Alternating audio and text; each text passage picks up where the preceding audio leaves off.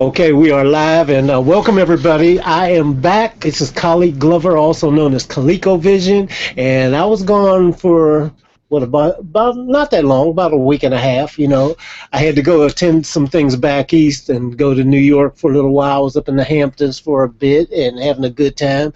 So I see why that was my first time. I don't own a property in the Hamptons or anything like that, but it was nice to get to hang out with some folks and do some things there, be on the water and see all the folks that they got that other life there. Somebody's I gotta mute somebody out because I'm hearing some extra noise here. Let's see who we got. Okay, let me mute that out real quick. Okay, cool. So yeah, but it was very cool. I work so much, and we all probably get into this cycle of where we're just working and working and working. And I'll be honest with you, I've never had a real vacation where it's just a straight vacation, nothing to do. Every time I've gone away, it's always been, I've been all over the world. I've had a chance to see some great places, but it's always been work related usually. And then I kind of blend it in and make a vacation, being efficient with the whole situation. But this time it had nothing to do with work, and it was really nice to just get and chill and hang out. Got a chance to get on one of them big luxury yachts and stuff like that, riding around and seeing how the other half lives.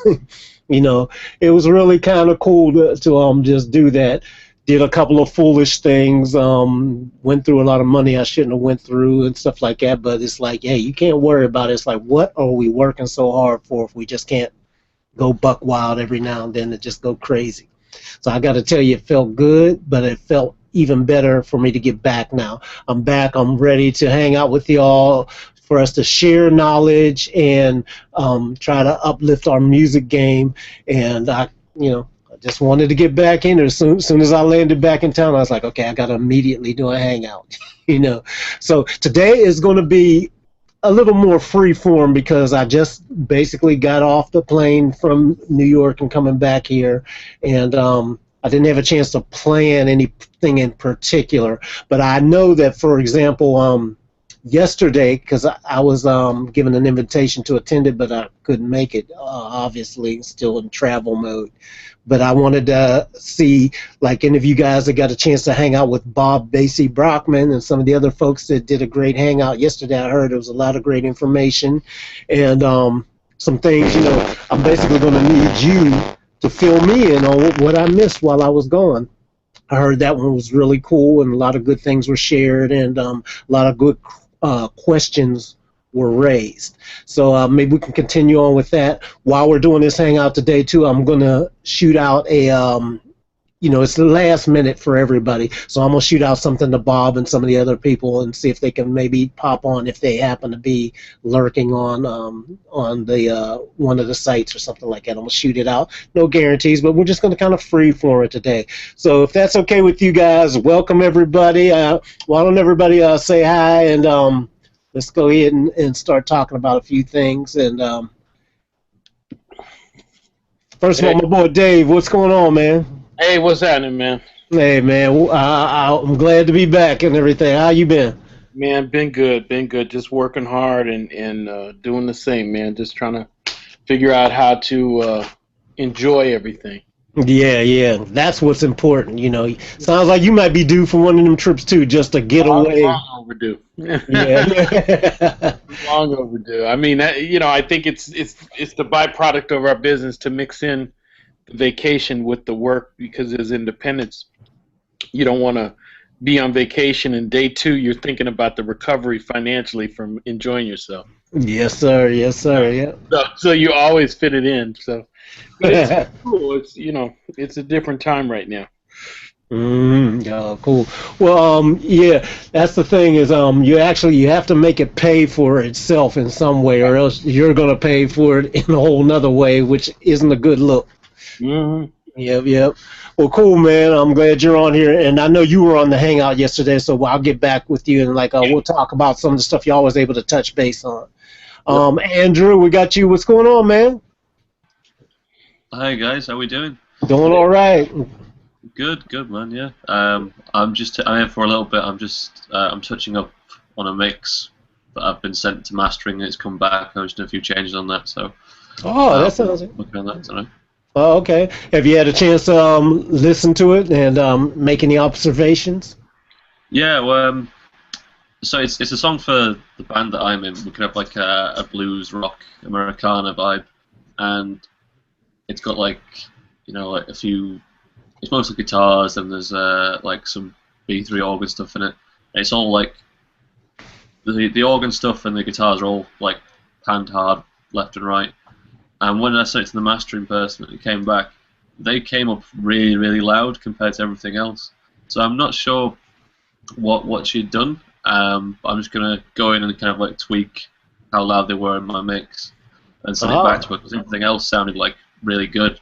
So yeah, that's what I'm working on tonight. Oh, interesting. What do you think might have caused that bump in the level once it mastered?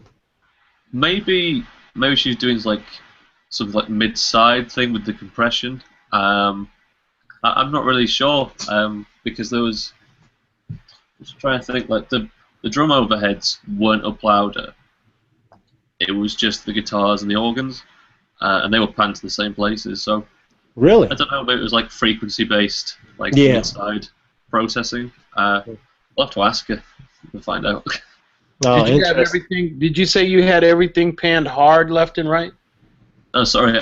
So there's like stereo guitars and stereo organs, and they're both panned hard left and right, and drum overheads are there as well. And the guitars, like the lead guitar stuff, comes up really loud, and so does the organ stuff, but the drums aren't. I only sent her like a stereo file as well, so God knows how she's done it. Yeah. Have you checked mono compatibility when you were doing your mixes? Yeah. I normally sit and mix most things in mono using that TT dynamic range meter. Mm-hmm. You can just tap that into mono, and you can see what else is going on at the same time. And you didn't notice the jump when you checked back in mono. There's that 3 dB compensation for panning. No, there's nothing like stood out on me properly. So I guess we'll find out when I do I'll have a look at it again in about 20 minutes time and listen to it again in mono. Interesting. Listen to a couple of, maybe just listen to the sides as well and see what's going on there. Yeah. Sounds like you had some cancellation or something. Put an MS plugin on and check some of that, and it sounds like that might be what it is, or it could be, some kind of frequency buildup that for what she's processing. Because if you're saying, I could see if it happened with everything, but if you're saying it's just specific instruments and mainly you're talking about mid-range instruments, it sounds like it might be a frequency thing that she's adding in, that's adding to what you've already done, and it's just stacking up. I'm just going to say. Sorry? I don't mean to interrupt you, Andrew. This would be a great time for you to be able to play it for us. Well, it's probably some rights issues on that one and everything, or permission issues, right? Well, it's my song, but I'm very precious with stuff. Gotcha. It'll be finished in a couple of weeks, and then I'll happy to come show you guys like the process and stuff. And well, do me a favor, Andrew. Make sure kind of document the solution that you got, because I think that'll be helpful for people. Yeah. Those kind of things come up all the time, so that's what I'm asking you. What you notice, and then how you arrive at the solution, and then with the community of us too, we can maybe even help you arrive at different things. If if you get it, fine, and if you don't get it, and you say, okay, well, guys, what do you think? Here's what I've observed. We can all toss it around. Yeah, that'd be great, guys. Like, I really want to. Once it's done, I really want to show Pensado students the mix and get some feedback and see what they think. This is the first stuff I've mixed, I suppose, commercially, since we're releasing it as a band for a while. So it'd be nice to see what people think. Yeah. Yeah, cool. I'm interested to hear what the solution is, especially since if it ends up being a frequency thing or a panning thing, because it might be something as simple as altering a pan position, because you're creating some overlapping lanes when you have so much aerial information. So right, so it's building up because Yeah. you're in the same kind of area. Right, Yes. that's interesting. Yep. And then the other thing, Andrew, because if it requires you to go back and tweak your mix, is that what you're planning on doing? Yeah, Tweaking yeah. your mix? Okay, yeah. So Dave brought up a great point too. Simply altering some of the pans. Sometimes even try completely flipping the left and right, whatever you got, because putting something on the opposite side might take those frequency problems out of the way. Just something as simple as that. But then the other thing is to try different panning methods. So you've got the knob panning, obviously, but you can also do panning using the Haas effect as well. Yeah. So that might be able to solve. Yeah. Yeah. Speaking about guitars and stuff, how do you guys, when you mix, how do you make like chorus guitars really kind of like pop out and like lift like a chorus of a song? Because I've been trying with like volume automation, so like a pre-chorus will come up slightly, and then during the chorus will come up with more dB to kind of like push it up in like volume. But I suppose after mastering and limiting, that's not going to make much difference. What do you guys suggest? Well, for me, dealing with guitars, it's about knowing first of all that the main thing about guitars, whether they're clean, distorted, or whatever, is they're still filling up that mid-range. And the mid-range, you have to decide what part of the mid-range it needs to dominate and be out of the way of other things, because sometimes it'd be about getting something out of their way, because they're automatically going to be in there taking it up. So if it's a clean part, is it a clean part, but it needs to have weight on the bottom? Does it need to have weight for like some funk spank, or does it need to have that upper mid so that it kind of pokes through and gets at you? The other thing is that if it's going to be clean or distorted, if it's going to be real distorted, overly distorted, is it doubled, with a natural double or an electronic double? A lot of these things make a difference with how it's actually going to sit. A natural double guitar sits a different way than an electronically double guitar. A lot of people think, you can kind of get the same thing. It's not the same thing. No, it's a different feel, isn't it? Because Absolutely. Some ridiculous like guitarist like Steve Vai or like Milestein, you're not going to be hitting the rhythms exactly the same, so they're going to have like a slight discrepancy, which gives it a different groove in itself, which I prefer so much more. And the guitars are quite heavily distorted. It's played through a Fender, I think a Fender Twin, big old valve thing, and then just like a fuzz pedal on it. Kind of like a big muff type fuzz pedal. Oh, okay. So they're kind of like low, mid, heavy with their sound. So do you reckon if I reduce that slightly and maybe push more of like the kind of higher mids to bring it up, maybe during the choruses, but that might get in the way of vocals and stuff. I'm just gonna have to mess about with it, I imagine. Well, that's the key too, because if you got vocals and they're supposed to always be front and center, then to me, what I would do, and then we'll see how other people would approach it too, but if it's, the vocals and guitar are the meat and potatoes of the song, that's what you start with.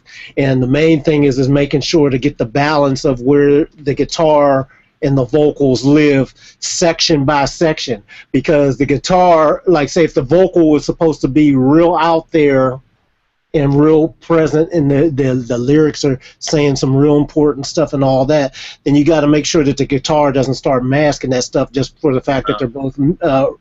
But at the same time, if the guitar is a hooky element of the song, you don't want it to sound tame. You want it to be basically front and center with that vocal, So that's a frequency thing. So section by section, like say for example, the chorus you might need to let the guitar poke out just a little bit more with the way you EQ it, as opposed to maybe the verse, because maybe in the verse the guitar is kind of carrying the bed of the story rhythmically, but the vocal is telling the story. So you could afford to not have it quite as edgy, but when it gets to when it gets to that chorus, maybe you need a little more aggressiveness from both of them, you know, so you don't want to overshadow it, but you need just a little bit more where the vocals and the guitar are on a parallel, you know, they're on parity with each other, as opposed to one being slightly above the other or whatever. And you can do that with your automating frequencies with the EQ,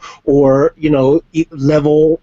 You know, I always try level first just to kind of see, you know, I'll try louder, softer, equal, and then going back, you know, then sometimes I'll try, if I've got effects or processing on, I'll try taking it off and on in different sections just to hear what's going on and hear what's, you know, how that thing is doing. Because, say, for example, we know that compression makes things denser.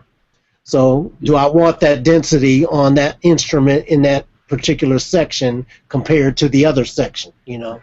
Maybe I tried with some of the frequency stuff, like in the coda of the song, there's like a really heavy double like a guitar riff which kind of like carries the song out. And to kind of emphasize that, I've done it with you know, the Abbey Roads plugins that came out a while ago. It's just like they're like 3 or 4 like different band EQs, and you can just like push quite a lot out of them, and it's not too harsh, but it just gives you a little bit of edge on something. Yeah, so I use them on the guitars to kind of like bring them out during the end, which has worked quite well. But I've also been looking at what Damien said, not multi-band sidechain, but side-chaining the vocal to the rest of the music, so that stays above everything else. But maybe it's better to do it to sidechain just the vocal to the guitars, because that's the bit that's going to get in the way the most, and then I'm not going to be interrupting like the groove of the drums and the bass as well, which are kind of locked together pretty well. Yeah. You know, it's interesting too, because a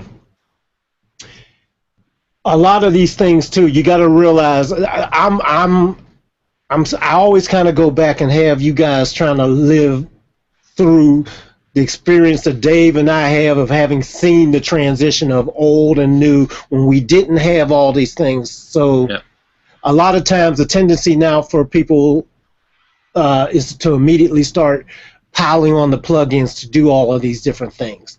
And for me, what I think is, you know, I have nothing against that, because sometimes you have to do that. But the danger is when you always reach for that and not remember that it's still digital information. It's still ones and zeros with somebody who programmed these algorithms to simulate something that happened analog, and they want to simulate getting to that. So to me, it's like cut to the chase in your mind of, let me envision and hear in my mind's ear what it is I'm trying to actually get to, and go to the simplest way of getting there. Sometimes, you know, because sometimes you'll find, first of all, every time you put something through one plugin, then another plugin, then another plugin, it's essentially changing and distorting that original thing. It's just rethrowing all the numbers in and redoing the math every time and recycling and compensating the sound. So it's changing what your original thing was, you know. And sometimes your original thing may be right there, very close, and only need a little bit, you know. So a perfect example was when we were talking about that song for the Pensado Awards. And I made it a purposeful thing to show that, well, okay, let's find the internal groove that's going on in here and find out what brings those things out before putting on a whole lot of stuff. You know, a lot of times it's level. Sometimes it's about putting on a tape simulator or something that adds a little bit of channel overdrive or tape, you know, compression, or you don't know what it is, but you kind of have to get a concept in your mind, is what's going to make that part kind of elevate to where I want to go. If I just had some analog gear, or if I just had some basic stuff to make it happen, what do I want it to sound like? You know, because you know, you can add all these other things. You can start trying to, you know, duplicate and double and go through all these other things, and sometimes it didn't really need all of that. You know, it might just get much bigger by running it through something that gives it that little analog oomph that it needs, and suddenly it sits above everything else in just the right spot. Yep. I suppose it's about adding the right amount of noise to everything, so it kind of sits together with the whole analog thing, because you got the that's kind of the essence of analog, adding that kind of distortion, harmonic content, which you wouldn't get in the digital stuff. Yeah. And see, and plus the other thing, like I said, remembering that every time you add something on, it makes it sound less real. So that's what you got to always remember. There's nothing wrong with, sometimes you want it to be less real. But other times, like I said, if the basic sample, that's why I try to go to that bypass and make it my friend, where let me hear what the original signal was. It's like, you know what, that ain't that bad. It's kind of close. And if I got to do it, I always, when I start having to stack a whole bunch of stuff and do a whole bunch of processing, then I have to question my process and say, man, if I have to do all this and I'm taking it all off and it really don't sound that bad, maybe I'm going down the wrong path. So maybe I need to rethink it and make it simpler. I'm making it too complicated, you know. Right. Right. And, you know, another simple thing to remember is that when you're building a stereo picture, all of the things that you use to paint with don't always have to be in stereo. How about that? So if you want more from a guitar, sometimes you get, by giving less guitar, you will get more coloration to work with. Yes, absolutely. You know what I'm saying? Painting and mixing and just trying to create this picture. A lot of times you can create more of a smear if you have all these stereo events colliding at the same time. Because when you close your eyes and imagine a band, like if we get a mix and we're looking at it and somebody says, yeah, I need to do this, the first thing I'm going to do, if I was there when it was a live performance, if I know anything about it, I'm going to close my eyes and see if I can envision where each of those people were when they did this. Yeah. So I'll listen to it and try and get the proximity down. And not everybody has the luxury to play in stereo and be in stereo. You know, stereo, we hear that, but that's not how these events happen.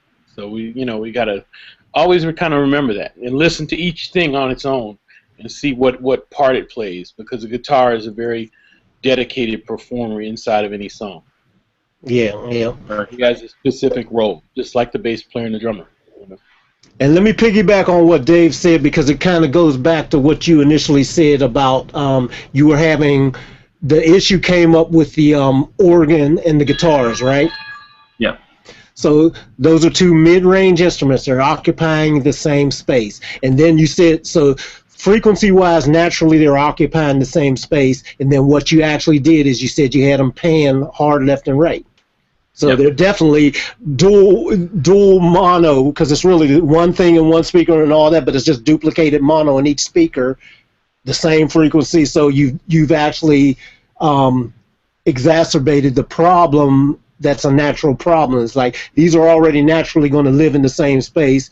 You've doubled them up and spread them out, but it's the same problem, just duplicated one side and the other. So something as simple as, like Dave said, maybe for example, the guitar or either one, you never know.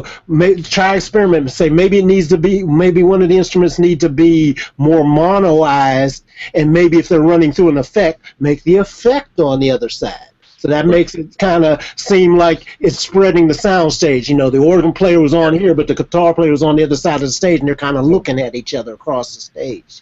You know, make your ears kind of think of things like that. And even, you know, the hard left and hard right, like I said, then sometimes just simply swap them, because you got to keep in mind, for example, the keyboard, which is the organ. Well, you got to think about, how am I viewing this organ? I mean, how is this being perceived? And usually, like, if somebody was watching an organ, see, because the organ, if you're watching over them and you're looking at them, the low notes are on the left-hand side and the high notes are on the right-hand side, you know. Yeah. But mirror image, so it depends on how is that coming out of the stage. You want it to seem like people are looking over their shoulder and watching them from the point of view of how their fingers are placed, or do you want to look at and hear the sound as opposed to how the instrument is placed? Yeah, where's the groove happening? Yeah. And then whenever you hear an organ in a song, it has a specific relationship to the groove. Right. Because sometimes, let me just continue on this one thing, David, and take it over for me. Because sometimes, for example, If the organ is one of those kind of things where I want them to feel like they're on stage looking over the organ player or piano player's thing, I want them to hear the left and right. Other times when it's an organ part, like Dave was saying about the groove and it's part of the pulse, I forget that. I don't care because I might want to monoize that organ and maybe make it just one thing, but it's one whole part. So it doesn't matter where their left and right hand is. The part itself fits into the groove on one side or the other of the sound stage. And then the guitar, because it's the same frequencies, I want to balance my frequencies. So I want to probably put the guitar on the completely other side. You know, I can still spread it out. In fact, I usually always do it. But how I spread it out is, do I spread it with the natural sound or do I use an effect? Have natural sound more to one side and an effect to kind of go over there using Haas effect and stuff like that. Okay, go ahead, Dave. I'm sorry, I didn't mean to interrupt No, you. you touched right on it. It's one of those things when you hear an organ is one of those cue sounds of how it's used in the song. It will either be part of the rhythmic pulse, and it'll be swirling and pumping, and you know, depending upon what kind of production it is, it's used to actually kind of hug the whole track and keep everything churning. Yeah. Okay. And this is more of it's a very short melodic part which kind of complements the guitar part. And that's the other part where it turns into that thing that's let's say another counter lead or counter solo instrument, that's just basically adding some tension. Okay, and either way, it has that role, and the sound it produces has a defined spot it has to sit in. Okay. Yeah. To do that, when you're doing that countering move, it has to sit more like a guitar, like a second guitar player, right? When it's doing that other motion, it actually sits in another position where most of the time when you have it, it's a defined pan scheme. Sometimes we use a rhythmic pan scheme where we'll trigger off the rhythm and have it so that it pulses. There's a bunch of things, but define the role of each sound. Yep. Well, let's hear it. Oh, go ahead. Go ahead. I'm sorry. I think that's the key thing when it comes to mixing anything. To be fair, you define like its space in the mix already before you should start, and then you kind of try and blend them all together. But the point you made, Khaliq, about like positioning of, say, the organ player and how you want that to be perceived. Mm-hmm. How much do you think that affects the enjoyment of the song, dependent on how you pan stuff? Like, so for example, you said if you see an organ player like perform, you'd see all the bass notes on the right and left hand side and everything else on the right. Do you think that would affect how someone would enjoy a song depending on the situation it was? So if it was like a live track, do you think that would make a difference? Absolutely, because see, what it is it's still the overall experience. Like you said, if it's a live experience, like I'm gathering now, and correct me if I'm wrong, but I'm gathering that this song is probably more guitar based than the organ based. Am I? Yeah. Okay. Just kind of figuring that out. So what I would do right in from that information is that's telling me the first thing that I would want to check and see what the problem is I would want to mute the organ and listen to just the guitars, and then bring the organ back in and suspect that it's the wide, hard left and right panning of that organ that's the problem more so than the guitars. That's the first place I would start doing my forensics to zero in and see, okay, this organ, and especially after it went to mastering and came back even more of an issue, okay, I'm losing my main groove. So you use the enjoyment of the listener is always paramount. So if I can mute that organ and listen to that song and enjoy it without that organ, if I never knew it existed, then putting that organ in, and it starts suddenly getting too loud, drawing too much attention, and all that. I mean, those are telling you the answers right there. It could be a level thing. It could be moving it back and forth in the panning, or it could be something as simple as maybe your EQ is too bright on the organ. Maybe that organ needs to be. Maybe it sounds fine the way it is, but maybe it's too bright. So when they go in and brighten it up in mastering, it's getting even more in your face. It's something as simple as dulling down the EQ might sit it right in the right place. Yeah, I think that's probably it, actually. Sometimes all you need also is the end of the high notes on the organ. Sometimes all you need is the end of the passage. faintly in the background to give you a hint Kind of like or a counter. You hear it lingering as opposed to actually hearing what's being played. Yeah. Sometimes that's all you need for that. Sometimes that's why you might hear people use a delay, or they'll use something to capture that frequency, but to put it in such a place where it's working for them, but not as such a dominant facet in that passage. That's an interesting idea, man. Yeah. Because the guitar and organ parts are quite high pitched, so I think maybe if I dull them down a bit. Oh, absolutely. If they're both high pitched, you definitely got to do that. Remember, contrast. I've always espoused about contrast because that's what makes things sit a lot easier. Opposites, and everything. So if you've got two mid-ranges, think about. I mean, now it's making more sense as we're talking. Think about just the forensics that we're doing here. We've got two mid-range instruments. They're right in the same frequency range. Then they're split hard left and right. So we've doubled up the problem. And then they're both high-pitched. Even so you see the problem. The same problems keep stacking and doubling up on each other. So that's making sense why that's happening, So something as simple as maybe either dulling down the organ if it's subservient to the guitar and it's just supposed to be a support thing. You might just want to feel it, and then like Dave says, if it's doing occasional lines or licks that you want to hear, well, you can make those pop out and then tuck it back in. It doesn't have to be heard as much as play the support role and be felt as it needs. And the bottom line is, it sounds like I said, this song needs to focus, keep its laser focus on the vocals and guitar. Cheers, guys. Thanks for your help. I really appreciate it. I'll do some work and I'll get back to you later on it. And cool. Hear from William and Damon on here. Got you guys on here, and Joseph will get to you too. But let's hear from some of the other guys here. Unmute your mic and you not unmute your mic. It's up top.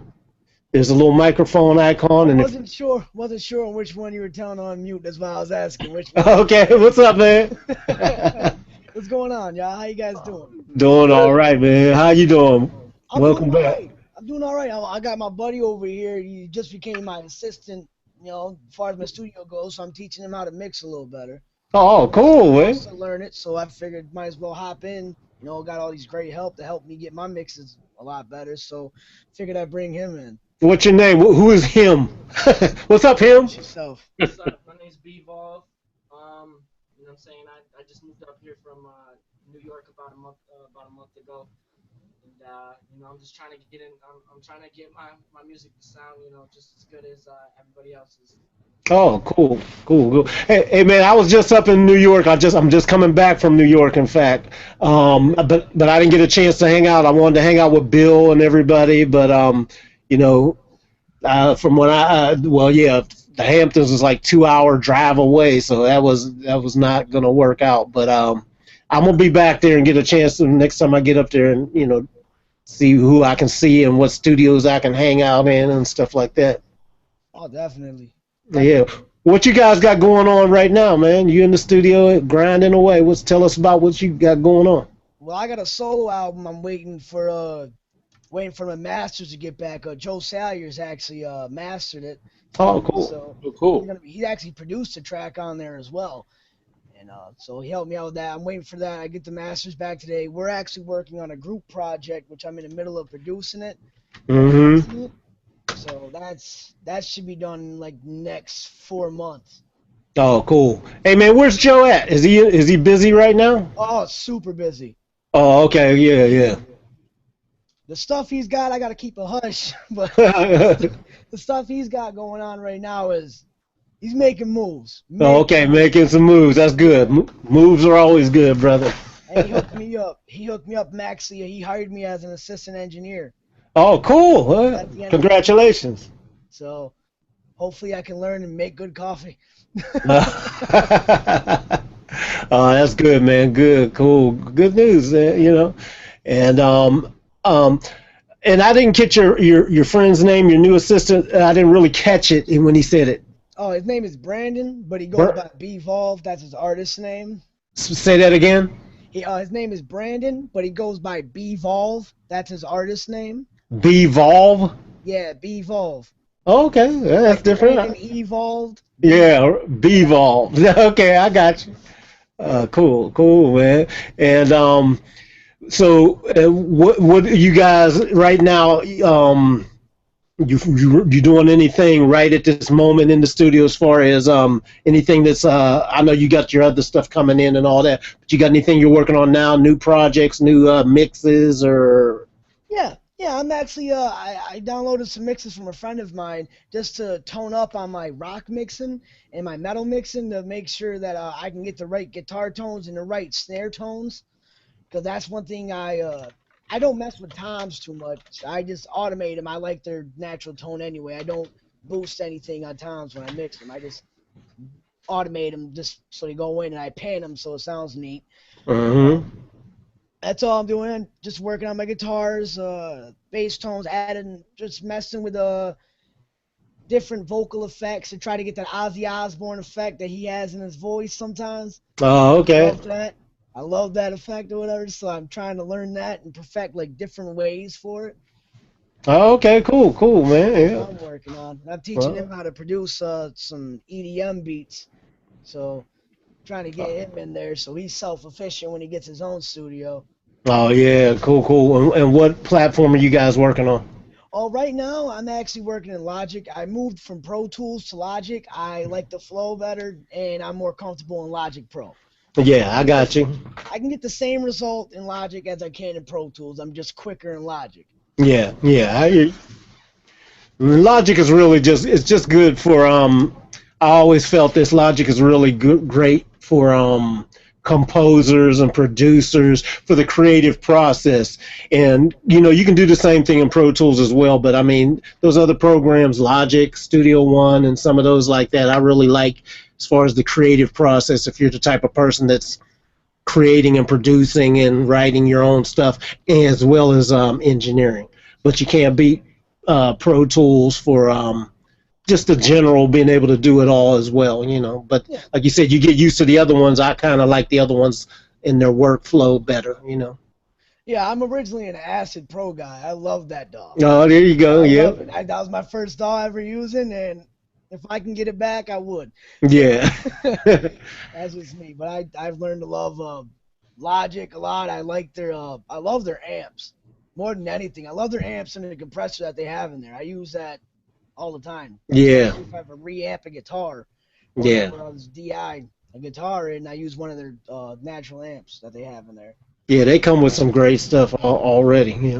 Cool. Well, good, man. Good. Well, we're gonna talk about a few other things and everything. So I want to get over to Damon. What's up, man? Do you not unmute your microphone? Yeah, can you hear me? Yeah, we got you.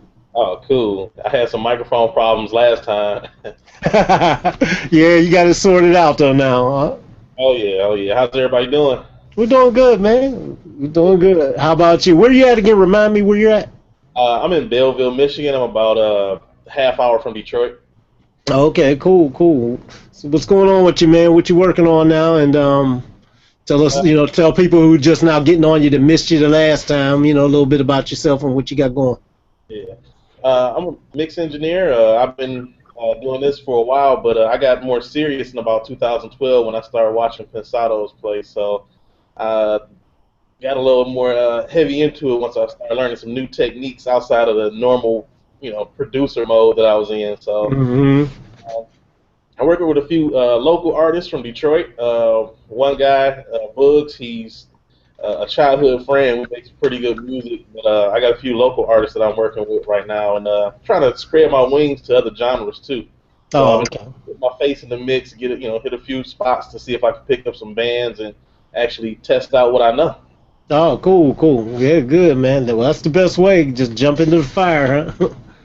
Oh yeah, I've been when we was talking about DAWs, I've been a Sonar user since Sonar 2, but I've transitioned over into Pro Tools, and I haven't been back to Sonar. So you're a PC guy, huh? Oh yeah. Yeah, I used to okay. have a Mac a while ago, but the flow of the PC just fit me a little better, so I just kept with the. Mm-hmm. I got you. Cool. Oh, that's We was good, talking. You man. was talking about earlier. Let me see. We was talking about how to guitars and the frequency in the guitars and stuff battle with the vocal because they both mid-range material. Mm-hmm. I was listening to Metallica's "Fade to Black" off the "Ride to Lightning" album. Yeah, yeah. And I've been at work grooving to it and just just trying to study how they used to do that, type of stuff. That's why I brought up the multi-band, certain frequencies clashing and you can like duck certain frequencies out. Yeah. And it's been working out real good for me. So I definitely support that, idea. Cool. Yep. What we're gonna do too, now that I'm back, we're gonna get into not only myself but other people showing and demonstrating some things that have been working for them, and spread the love, and so maybe we can get you on here and show something that worked out for you. Oh yeah, well now that my Google Hangouts is working, I can do something. Yeah, that's cool, guys.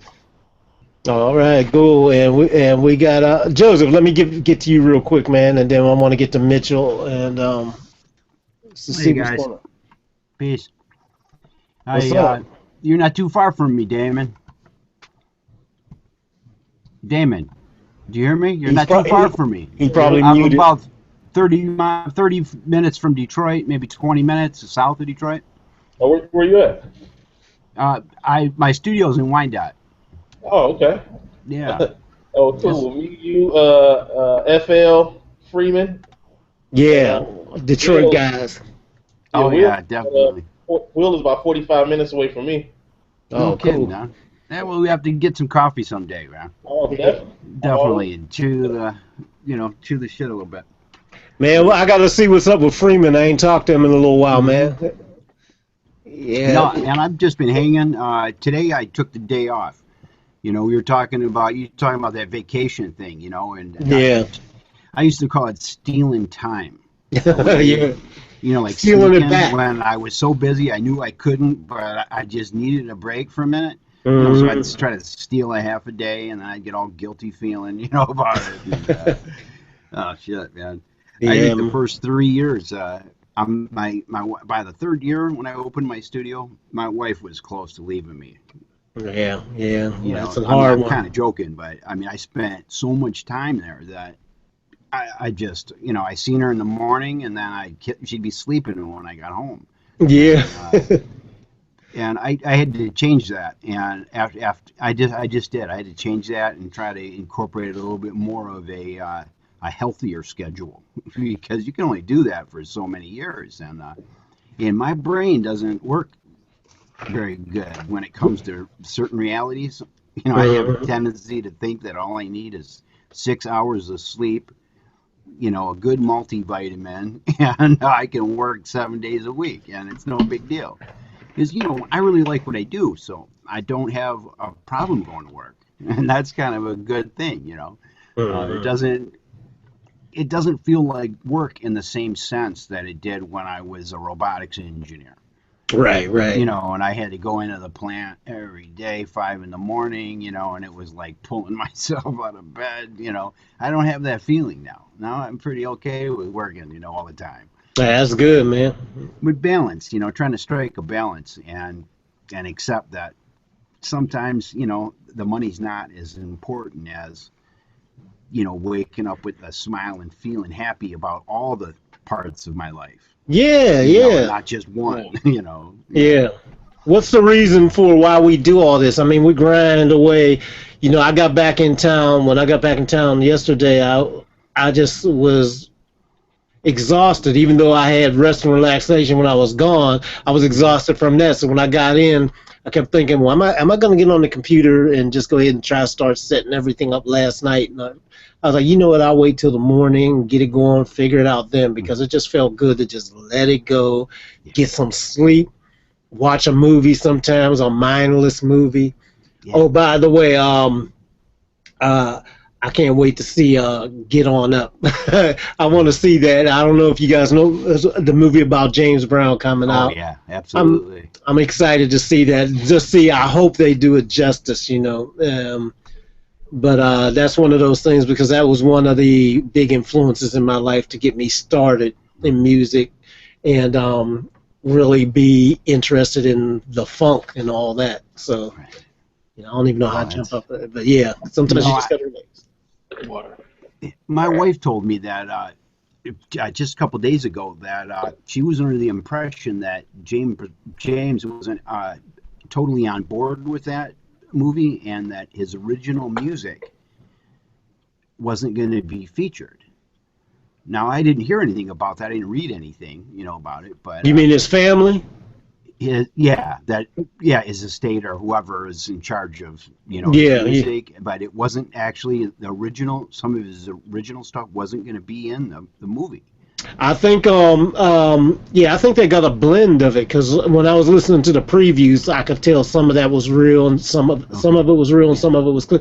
Because quite frankly, when sampling came out, the first samples were James Brown. James Brown samples were everywhere, and there was a big issue because once I started going and everything, he had a problem with people just taking his music and not doing the compensation thing. So I don't know if that ever got resolved or anything. They've kind of gone through things, and James Brown samples have been used, in an incalculable amount of times. Right. But I don't know if they ever resolved fully the issues of some of the first stuff that came out, and I can see that being a problem. That topic is terrible to me. It really is. Mm-hmm. It's hard for me to even get involved in a conversation with folks about compensation that doesn't happen. Yeah. And it just is not. There's no other business that I've ever been involved with. In other words, when I was a research and development engineer for the robotics guys in Detroit, I got paid. Yeah.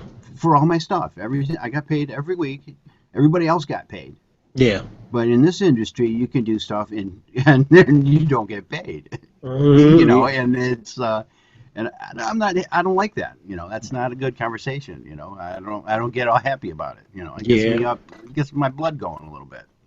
And that's the thing with technology, because people have to be open enough to figure out that when technology changes, if you don't get in front of it to figure out a way to get paid and compensated for what you do, and sometimes just going against things doesn't always work. It's just like like I said, with the samples and everything, there's some people that just went through that and that was a argument that once they started figuring out a way to get people finally compensated, the people that were on board or that weren't on board up front may have lost a lot of income that they probably could have got if they would have been a little more flexible. Sure. Because quite frankly, there's nothing new under the sun out here musically now. So a lot of stuff is based on a lot of old stuff, and there's a lot of old artists that never got money during their heyday that are getting paid royally now because of sampling, So it's a double-edged sword on there. Yeah, that's the truth. It is. Yeah. I know. Yeah. I don't know why anybody ever sampled Elvis. He's singing songs, Yeah. Copying other people. Yeah. It was already a sample. Okay. It was already. Yeah, it was already a sample of Big Mama Thornton. You don't want to copy a copy, so. Yeah, that's the truth. Yeah. Oh shit, man. I think the one of the things, I was on the call yesterday with Basie Bob, and one of the subjects is the time of the expert gone. One of the issues that was covered, or the questions that was asked, was that how come there's no, the money has disappeared for services at a lot of ends of our business, and so there were a variety of things that were shared, but overall, one of these points about technology, which was a big underlying theme, that we have this digital age we're in, we have all this technology, and I can tell you from being a part of it on the corporate side when sampling was introduced, the first thing that sampling did was create a doorway for people who did not understand traditional music to capture and study the elements that they wanted to learn. Okay, so if you didn't understand what a groove was, you could sample a song, carve out the groove, and repeat it over and over till you understand the concept of the groove.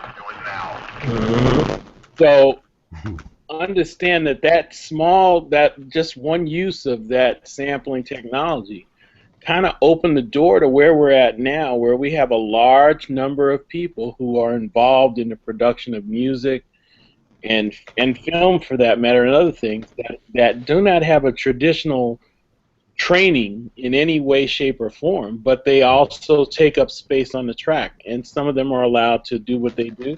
Some of them actually have good ideas and they get all the way and they finish. So what it means is that in past, the person with knowledge and the person with training used to have some exclusivity.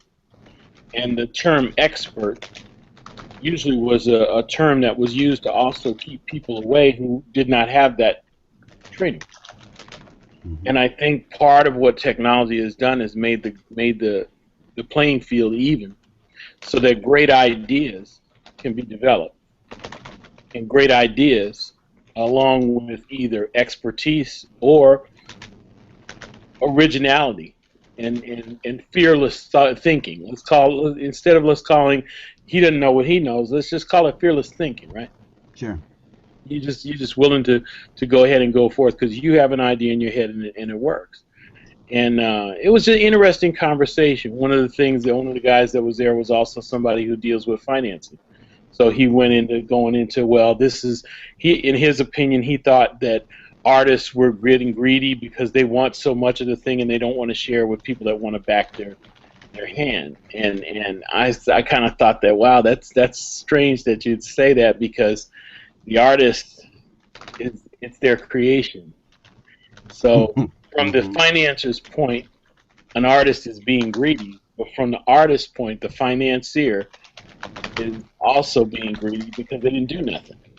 Sure. They just waited to stumble upon somebody who does this, and it's very interesting to watch people discuss the entertainment supply chain economics when they sit around at the table, depending upon what they do, because we had everybody who's there, from people who make content to people who touch it as it's on the assembly line to people who finance it to people who. So when you stand around, you know, at any point you can be any one of the things that makes it go, or you can be one of the things that makes it stop. So it's interesting to watch just the evolution when people have discussions about where we're at, and you know they want to put it all on technology. It's not all on technology. At the end of the day, if you got a great tune, it's a great tune, and you're gonna hopefully it'll do what it can do. But realize this: when you get into the ballpark of funded versus non-funded activity, you are going to have certain guidelines that happen when you're funded if they're not your funds, right? Yeah. You're going to have guidelines you got to work with, and you're going to have, you know, so the same way that somebody who's funding independent artistry can say, oh, the artists are greedy, is the same way the artist can say, well, these funders are greedy because they're going to offer me money, but then they're going to add all these other people on that I have to work with to give that money to. So in essence, I don't get any money. All I'm doing is paying their friends with the money that they say they're putting behind my thing. You know, so it can look greedy both ways. You know, it's really an interesting thing when you get everybody to kind of paint their particular version of what the truth is. You know what's incredible, Dave, is I think that when you can sit and listen to a conversation like that, you'll find out exactly what an individual values. Right. The banker values money. Oh, always. The artist values his art. And, you know, the banker says the artist, all you have in it is time. And time is no skin, you know, as far as I'm concerned. Right. That's it.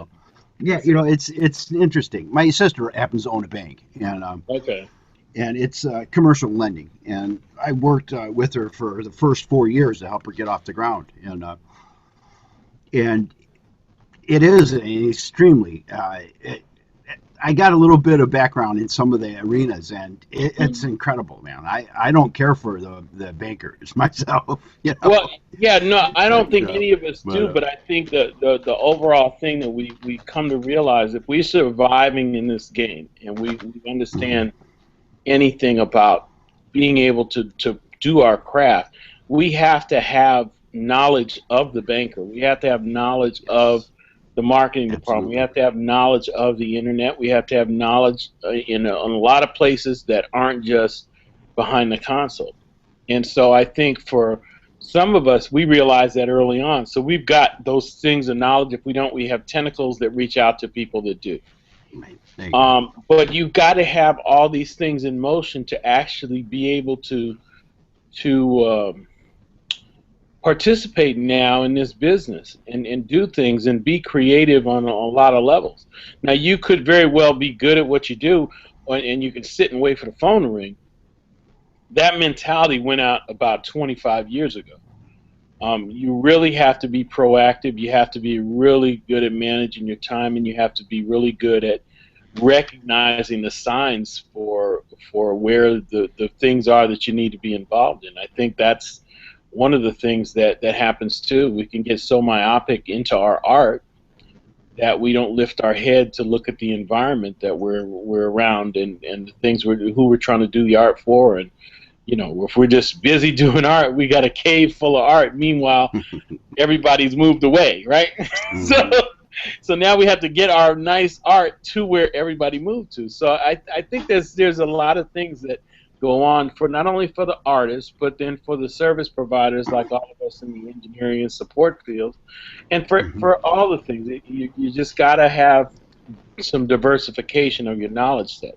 And if you don't, you got to have a tremendous database of people and service providers and a tremendous understanding of the process of creating content, not just music, content.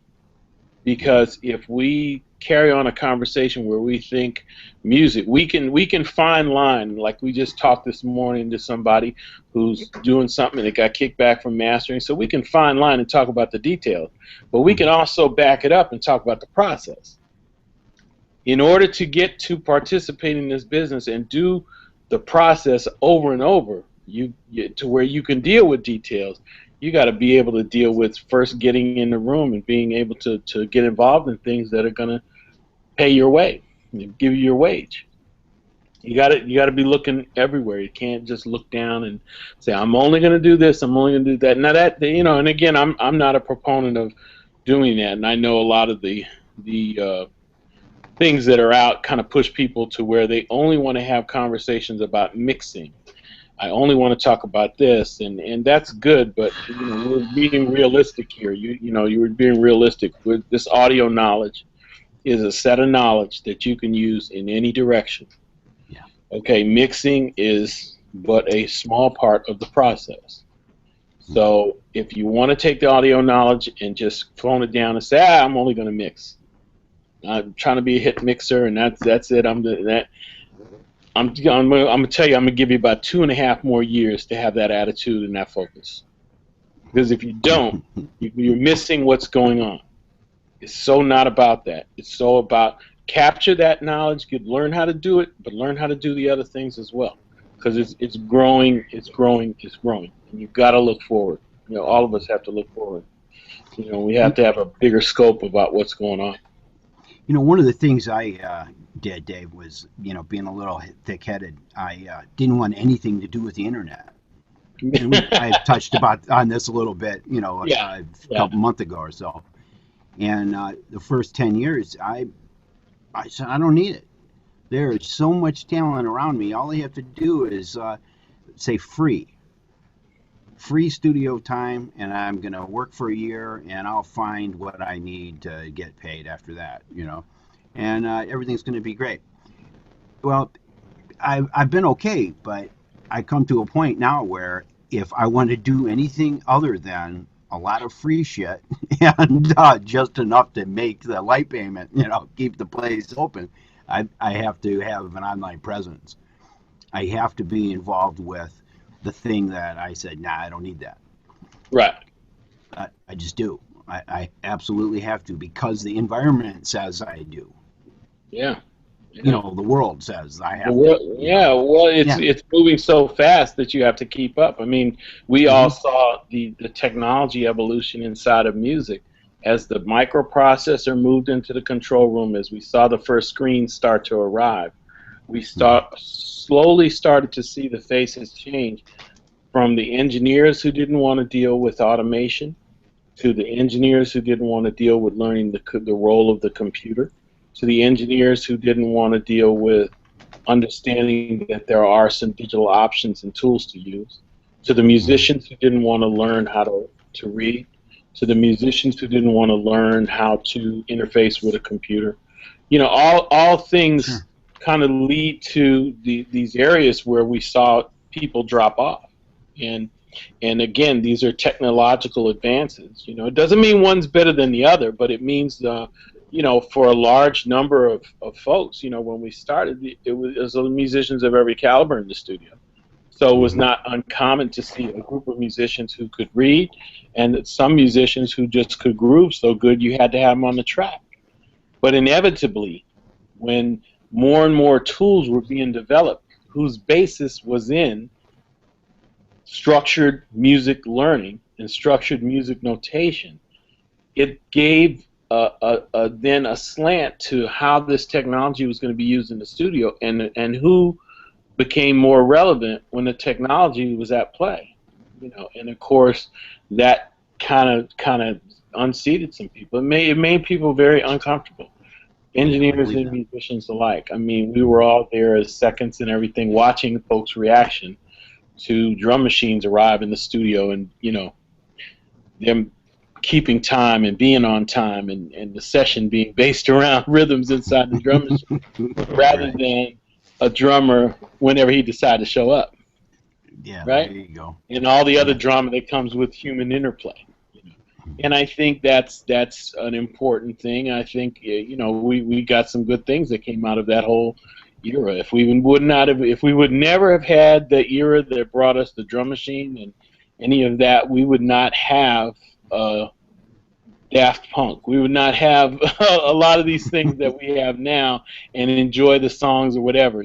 Without that one invention of the drum machine, we would seriously not have a lot of things that are going on, because off of that came some other important inventions as well. You know, the clock being one of them, and so you know, timing and then also just digital interfacing of equipment. You know, so there's a lot of things that you can't unring a bell, as I say. And that's for sure. Got to really look at, here's where we're at in 2014. Here's what I'm doing. Okay, how do I take this and then expand on it and work with more creative people, or do, you know, whatever it is I can do on a consistent basis. You know, everybody's going to have their high point. It's not about, okay, well, yeah, I'm just going to win Grammys and this and that. No. Create your path to whatever your high point is. And like I said, I really tend to lean towards consistent work. Consistently working will keep you so sharp that you won't have to worry about downtime, because you're consistently working. Consistently working will keep you so sharp that you will know the new things coming along, and you will know what products are for you and what you don't need to mess with. You will understand your interfaces, your software. You will understand more about audio, because you'll begin to stretch yourself and use everything that you have and start to challenge yourself and say, well, I don't need to buy the new thing. Let me see if I can better address the creative person and get them to sing it right. Let me see if, you know, everything can pull something out of you if you give it the right context. It's not always about, well, I got to get the latest program that can whip these vocals into shape. Yeah, maybe, but maybe not. Maybe not, because somewhere there's somebody that doesn't have that, and they're doing just as good. So sometimes it, you know, just working with things where you're at, do what you can, where you are with what you have, is a good philosophy, because it helps you kind of skim off the things that you don't need, recycle them or get rid of them, and then break it down to a set of tools that you're really good with and that you use all the time to get your audio knowledge right into the situation and have an impact change. That's, to me, that's like the ultimate when you're working with this stuff. You could have 50 million plug-in options, but when you break things down to the raw elements of what you've got on that hard drive, you got to deal with them on a one-on-one basis, and sometimes it's not, like you can't tell a hard drive full of hard garbage, hey, I got every plug-in ever made. You're going to die, No. You're going to have to go through there and figure out what the right thing to do is. Get back to me when you find that EQ. Yeah. But you know what I mean. Some people are very proud of the abundance that they have and are willing to just instantly throw the abundance of plugins at something in hopes that all audio will just straighten out. The magic plugin fairies will just straighten out all the crooked things about whatever hard drive mess they've got going on. And it's not like that. At the end of the day, it's still time spent. We have to do the work. Right. I got a short, funny one for you. On Wednesdays, I have a group of veterans. They come over to my house, and we solve the world problems, to music. And it's a lot of fun. We help each other out, And a couple hours, it's neat. Well, I introduced a click track to these guys because this has been going on for a few years now. So we're getting pretty good, It's like coffee shop time. I'm trying to get these guys out in the world a little bit, some of them. And so let's play to a click track, and it'll help you out. Well, it was an absolute mess. And, we spent 2 hours. All I heard was complaining, right? Well, the next Wednesday, I listened to the click track, and I just told them that just do like all the other times. Just follow me. Because that's all they do. They'd look at my hands and see what chord I'm playing and crap like that, right? So I just had the click track in my headphones, and I said, you guys follow me. Well, after about 3 weeks of that, I said, you guys are playing to a click track. I don't know. I don't know if you get the correlation there, but no, I do. Yeah. But you gave them a placebo and they fell for it. Absolutely, because they weren't open. They weren't willing to go, to go down that road at all, And I just kind of tricked him into it, Sometimes you got to make people think they thought of the right thing to do. Absolutely, and it teaches you to think when you use what you got. Yeah. And make it really work. It really, I think it helps you learn how to think good. Mm-hmm. Hey, one thing I want to get on to. Move on. Dave, when you were running the Hang-Up Bob, and Cindy got yesterday, right? You're distorting really bad. I am. Yeah. Digital distortion. Let me see. And do it again. Can you see me better now? Nah. No, let me do this. My man is cracking up over here. Is that binary harmonics?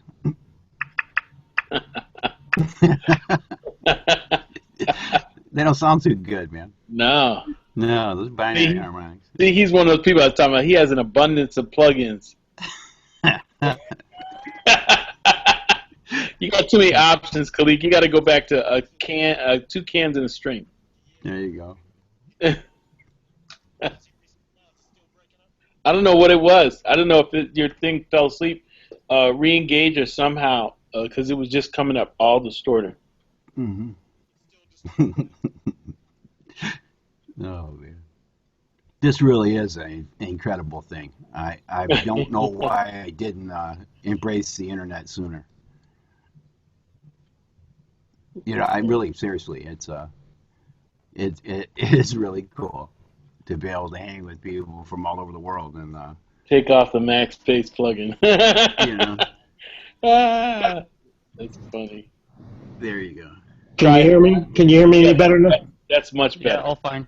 Yeah, it's just an internet thing. I had to disengage and re-engage it. Good deal. Yeah, there we go. Okay, cool, cool. Now I was asking you, Dave. You were on the thing with Basie Bob and those guys yesterday, right? Uh-huh. And what were some good highlights of what they were talking about? I didn't get a chance to send out an invitation because, like I said, I just got back in. I'm really Well, just kind of one thing I got from one of the exchanges with Prince Charles Alexander, he had a really good point in that he felt like, in particular, they were referencing hip hop and some of the high points of that music, but one of the things he mentioned was that some of the people who we look at now, who are the point at, the stars or whatever of that, we're not even getting the best of their art, you know. And so when we're hearing the things that make radio, and we're hearing the things that have the mixed messaging and all the cursing and all that, we're not even hearing the best of what they probably have to offer as an artist, because many of them have stopped developing. They've not really developed the other parts of what it is that their artistry can do now that they have access. And I went on to share with them that some of the people that I have worked with in hip hop, who are some of them are named people, are actually going and taking music lessons. They're actually learning more about it, or when you watch them perform now, they're doing their concerts with live bands. And that's a reality, because they're trying to give the ticket buying public something of substance. You cannot run up and down a stage for any inordinate amount of time just, yeah, yeah, yeah, right, right, right, right, right, right, yeah, yeah, right, right, right, yeah. You can't. Yeah, that's not, the ticket buying public is not going to go for a full night of that. You've got to have more, which is why they realized, again, music is a very strong thing, and you mess with it, it will mess back. So they've realized the power of working with live musicianship. So that is something that I think we all are pretty sure we're going to see a lot more of, because it's just a natural progression. You cannot go far from music, even though sometimes the technology and the opportunity have given way to what looks like, oh, this is just going to get, put this on first, and this all will be ahead of everything, and it has nothing to do with music. It's this other stuff. No, inevitably it comes back around, and it needs music to sustain itself. It needs music to be taken seriously. It needs you just can't have fluff on its own, right? Of any kind. You can't have the filthy fluff. You can't have the TNA fluff. You can't have any of that. Inevitably, you have to get back to the song-based relationship that you started with, because you're trying to captivate people with the song. And part of that is that strong relationship to music, musicianship, and live instrumentation. So I think as we get more and more into it, one of the other things we did talk about as well is on the technology side, you have to look at the equipment that is being manufactured now, right?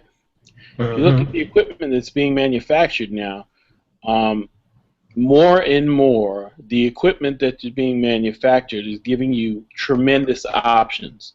Years ago, if I wanted to work with an artist, I was just going to work with them in the studio. As an engineer, I didn't have a chance to possibly extend my work with them and go into the live portions of their career. Now, through certain products that are coming out and are out, I can not only use the same plugins that I used on their record to mix them live, but I can take my laptop and take one cable and plug it in, one Ethernet cable, plug it in, and I can record 40 channels instantaneously of the whole show. That right there is a whole nother set of things. It's a whole nother set of work for you as an engineer, but it's also a way to stay with an artist and make that relationship, that creative relationship, last longer. It's also a way to create new content all the time, because live performance is now up on the block. It's something that's the latest thing. You can capture it. You can use it. It can be anything it needs to be. So there's so many tremendous strides where we cannot throw technology into a bucket and say, oh, I hate this digital thing. It's no good. And the royalties from this, or we can list all the things that are bad about the royalty scheme of Spotify and all the other providers, and Boohoo, but we all went along with it when we thought it was going to be good. And someone else made a comment during the call that was interesting. They said, it's so unfair, the royalties, the royalty payouts from these digital providers. It's so unfair. And I said, for me and a couple of other guys, I said, listen, guys, I said, I think it's really interesting to sit here in 2014 and hear somebody say that the royalty scheme was bad for artists on digital payout, when in fact 20 years ago, many of us were in the studio with artists who had crappy deals, right? And nobody said, oh, that's unfair. Everybody was working because they were getting paid off this artist's crappy deal, right? So there's a certain part where you turn into a digital hypocrite, because on the one hand, everybody went for the thing of going, yeah, I got my stuff on all these music services, but the music services they're come to find out are not really paying an attractive rate. But at the same time, it was sold to them because it was going to be a better direct payoff than the crappy deal they were in. So I think it's interesting how everybody went and literally talked themselves into a worse game in trying to make it better. And then observationally, I think it's also interesting how we can look at it and go, oh man, that's just so unfair. Well, the first situation they were in was unfair. But nobody was saying anything. Nobody was saying, oh man, it's, your deal really isn't good. Okay, yeah, I'll see you tomorrow at 12. Yeah, they got a lockout in here for a week and you're paying for it, so whatever.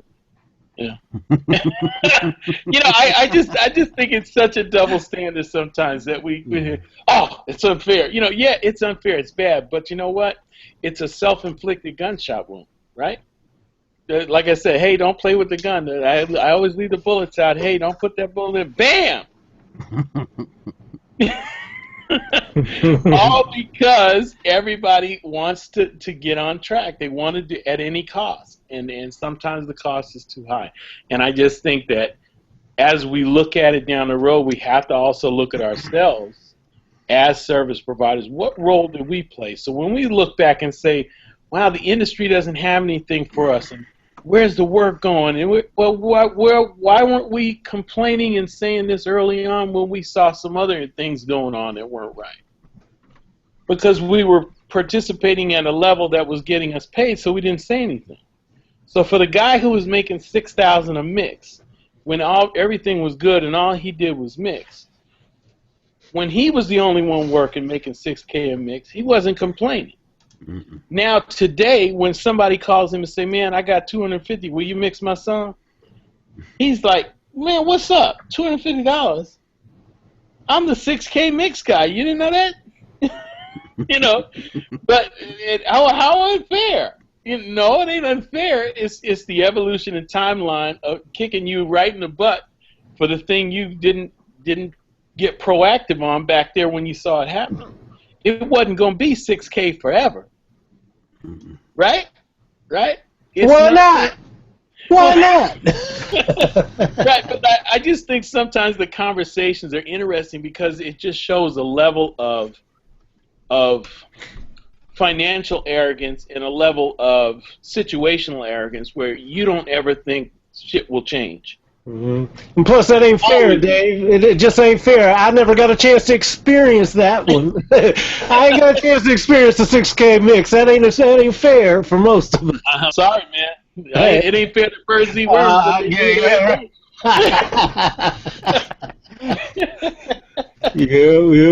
But you understand what I'm saying. I think sometimes you have to examine the complaining as a whole to realize that, first of all, people are really only looking at their own situation.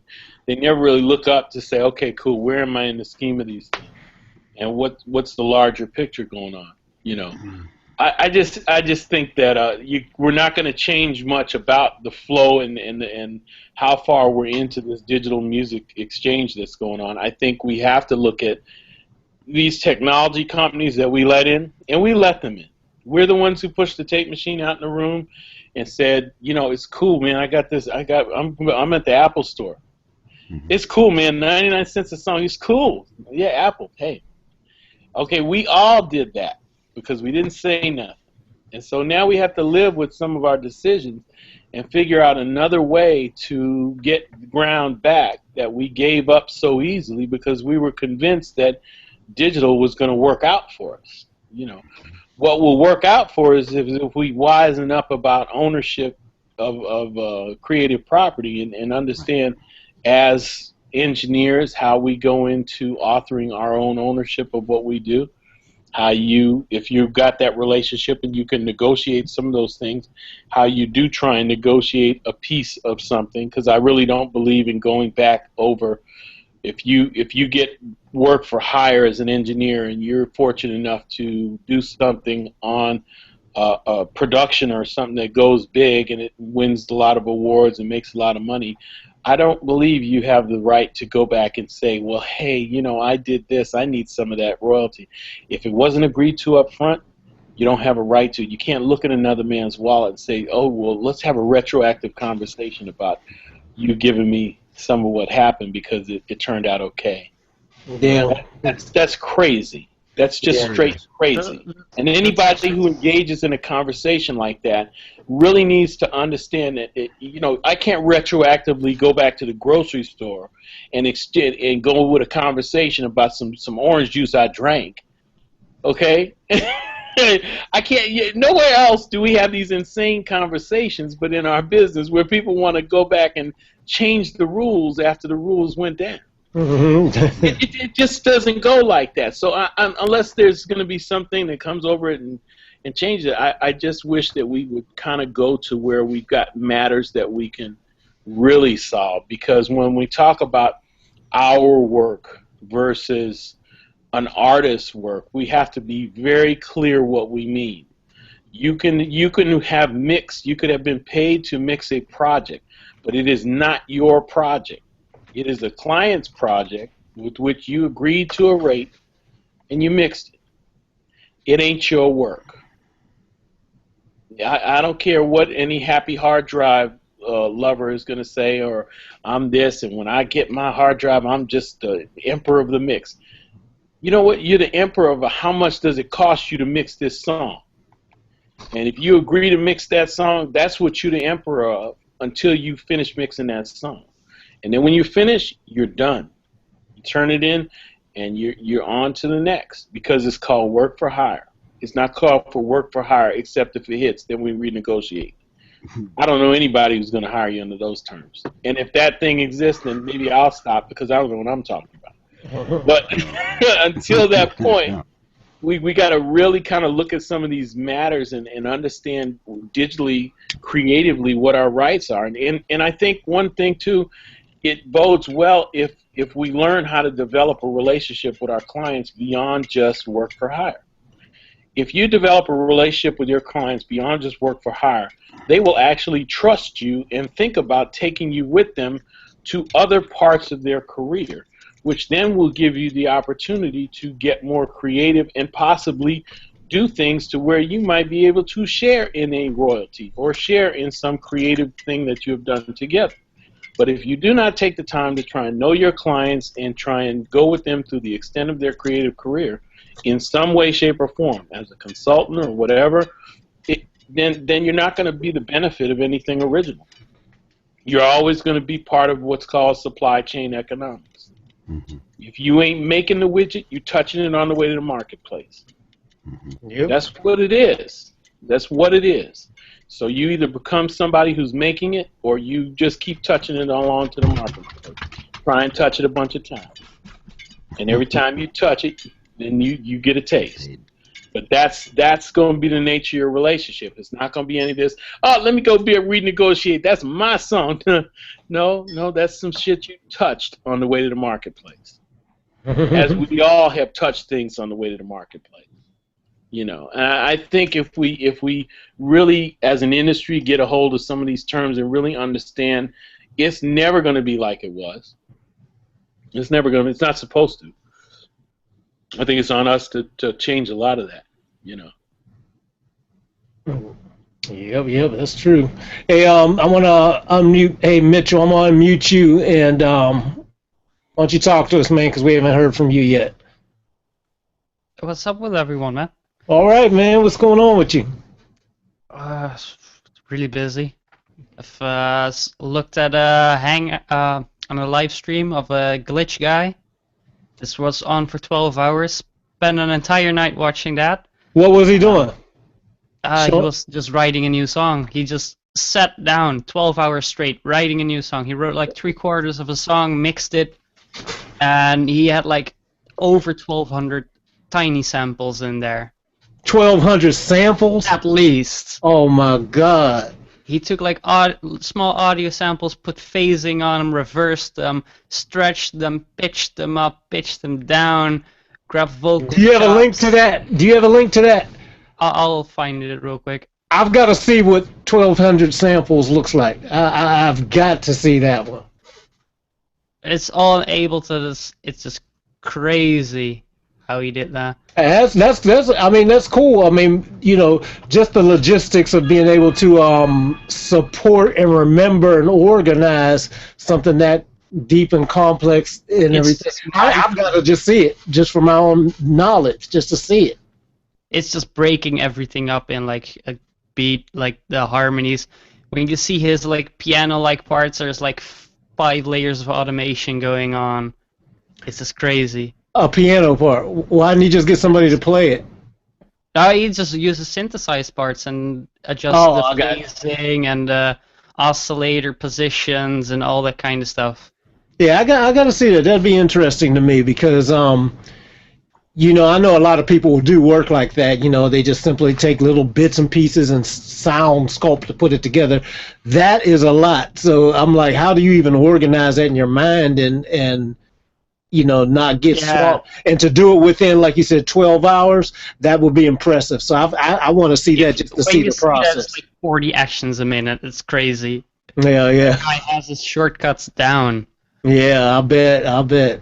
And I've just been hopping from live stream to other producers' live stream to like catch what the fuck you're doing. It's just crazy. All right, well, and I know I really don't have to say this to you, but also sometimes get off the live streams. It's about just doing your own live stream. You know, it's nice to fill that in with them every now and then, but just get in and do it because, you know, those guys, that's part of that 10,000 hours we always keep talking about. And it doesn't mean 10,000 hours of watching. That's a lot of time to take out of your day. Got to dig in and just do it, man. Just do it. But you got to know what you got to do. That's true too, you know. And sometimes you don't have to know. Sometimes you just have to stumble through. I bet you a lot of that he probably decided I'm gonna just come up and create something. He probably didn't have a clue as to how it was gonna come together until as it was coming together and sparking other things. I wouldn't be a bit surprised. I mean, I don't know until I see it, but I wouldn't be a bit surprised if that was coming. A lot of that was just coming together, spur of the moment, and he didn't know where it was gonna go, or how it was gonna turn out. But sometimes you just gotta get in the live stream and be like, "Yo, guy, what are you doing?" Yeah. Spamming. What are you doing? Yeah. That's funny because that's part of what some of our most brilliant minds do too. You know, they just simply get in and just get going, and they don't know what the heck is going to happen. You know, Einstein and Thomas Edison and all those guys. Many times they just went off on a tear and said, "I'm just going to start doing some stuff. I don't have a clue what I'm gonna get. I know what I want to do, or what I want to get, but I don't even know how I'm gonna get there. But it starts with the first step of the journey. So that's cool. I definitely want to see that. So yeah, if you get that link, I posted the link already. You did? Okay, cool, very cool. Yeah. It's the first part. It's like 8.5 hours. Okay. Yeah. Twitch. I'm gonna copy that and pop that in there. That's good. So what else has been going on with you, man? What's going on over in that side of the world? I released multiple songs. I think I hit 200k views on all my content. Oh, that is cool. out there. Oh, very good. Cool. Yeah, that's cool. So you're a YouTube partner too, right? I am not myself, but a lot of people I work with and the videos are on their channels. They are. Oh, okay. That's cool, man. Very good. Very good. Congratulations on that one. That's a big milestone, you know. It's nothing. I still have like 2 fans, so long way to go. Well, you know, but a whole lot of folks on there got no fans, so you're doing great. Yeah. The worth of a view has just been a lot less since 2009. Let's keep it at that. Yeah, that's true. I haven't even worried about it. I've got to get back on my content posting. You know, I'm getting most of it from now, and I'm not promoting like I used to. It's like you said, it's no big deal. The bottom line is you want to find some key people to engage with, provide valuable content, and just keep it consistent. You know, that's the main thing. Yeah. Yeah.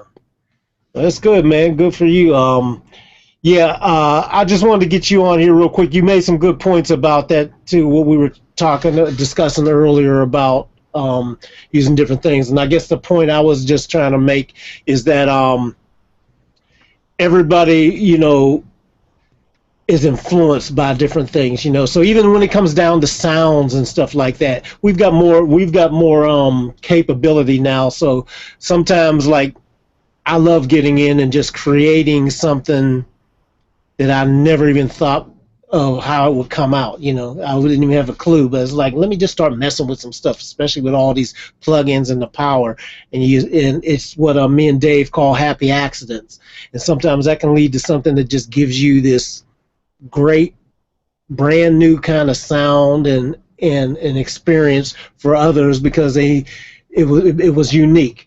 Whereas you know, in the song creation process and everything, it's a whole different process. So a lot of stuff is influenced by things that have come before. So when I say there's nothing new under the sun, I don't mean it from the point of view of saying nobody's being creative, because we've got more tools to come up with sounds and beats and things like that by just creating some stuff from the technology. But that's not where I'm coming from. I'm talking about the basic foundational structures, you know, that's all based on the 12 notes of the equal temp scale being rearranged, the same chordal tones, and going through the same cycles of our Western music and everything. So these are just basically new permutations of the same things that have come before, and then what makes it new is either the rhythm or the electronics creating a new sound. You know, that's where the newness comes in. But the foundation this stuff is built on is really, you know, back in the day when they had, you know, like I said, for everybody sampling James Brown and stuff like that, and sampling a lot of other stuff. They sampled James Brown because James Brown had the funkiest foundational grooves, you know. But if they wanted to sample some orchestral stuff, they went in and got all that stuff. And then they started making synthesizers sound better and everything, and sometimes you wanted the realness, sometimes you didn't. You wanted something completely different. That's where the freaking came from. Get a sampler and then start putting synthesizer envelope filters and generators on it. Yeah, all the little stuff. So those are still permutations of trying to take the source material and then take it somewhere that nobody's heard, you know. So that's what I meant by that, you know. And yeah, like EDM and stuff like that, and like you said, glitch hop and stuff like that. These guys are doing amazing stuff with sounds and beats and grooves and everything, because we have the ability to manipulate data that before it was analog data, sound waves, and the only way you could manipulate it in the past was to do a whole bunch of physical gear that was super expensive. Yeah, or cut up the tape and everything, you know. That's stuff I used to have to do back in the day, and you get real good with doing actual physical splicing to put things together. If you look at that live stream, you'll see him just like chopping stuff up and like doing little automation moves. Yeah. So that's an amazing thing now, because that's what I mean. That's a perfect example. It's a new permutation of what was done in the past, but there's so many more capabilities now, you know, with the equipment that we have, the abilities we have, computer power, you can the sky's the limit. So it's really kind of exciting, especially sonically, sound wise, being able to take a little blip and all that. You couldn't do that back in the day. You simply had to bring in an instrument, call in somebody to play it. Like I was asking you, and you were telling me about the keyboard part that he was doing. He was doing a piano part, and he got a whole bunch of little samples to put them together in a piano part.